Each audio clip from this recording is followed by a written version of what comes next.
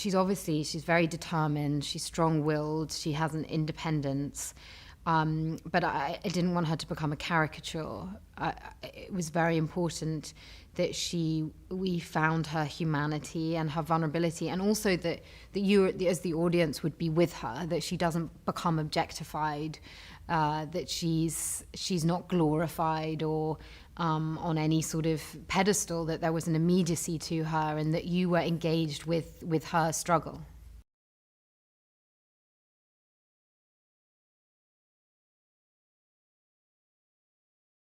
She's very grounded, and she has a confidence that is obviously very important to Star Wars as well. The sense of the Force and the sense of goodness, and how do we find that in the costume? So we came up with a design with the shirt that was cut in a Japanese style, and then combining that with something more practical. What would she need? You know, if she's going on missions and she's someone who is often in situations where she needs to protect herself physically.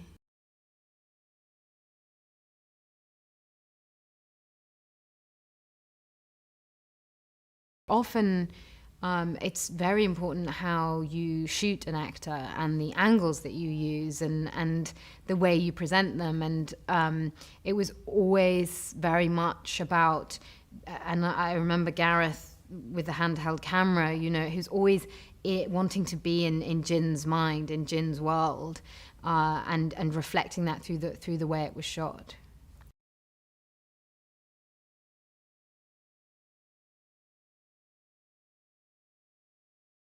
So on the first day, it was incredibly nerve-wracking. We didn't have a lot of time to shoot. We had to shoot before the sun came up.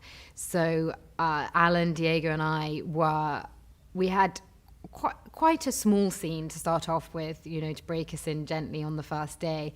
But we must have run that scene about 30 times, traveling from base to the set, because we were so nervous. None of us wanted to mess up and forget our lines, and wanted to make it as good as possible. So rather than neurotically, we just kept running it on a loop over and over and over again as we're bouncing along in this Land Rover driving over Wadi Rum.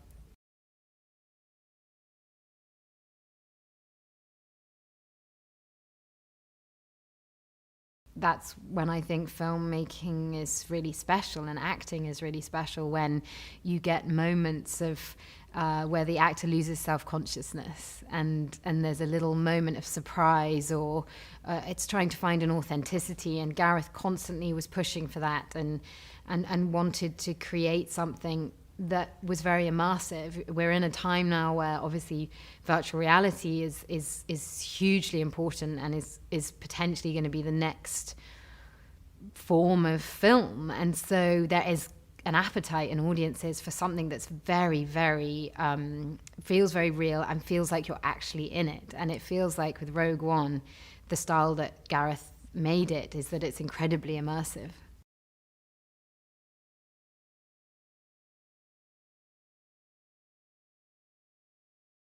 Forrest he's just such a tremendous actor, and he brings such humanity to everything he does, and it was very, very special working with him. I really, really enjoyed it.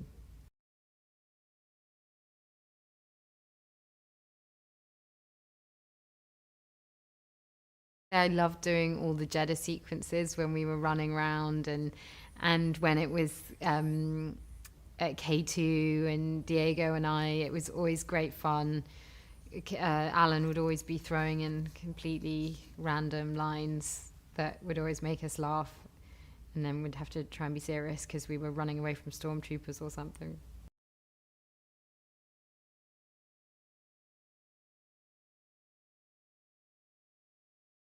We shared everything together. It's so nice to have someone to partner with, to go through it, and we both have similar approaches. We both like to be prepared, and then play around on the day, and have fun with it, and it was great fun. He's very. I remember seeing him in Y Tu Mama Tambien, and I've been a big fan since then.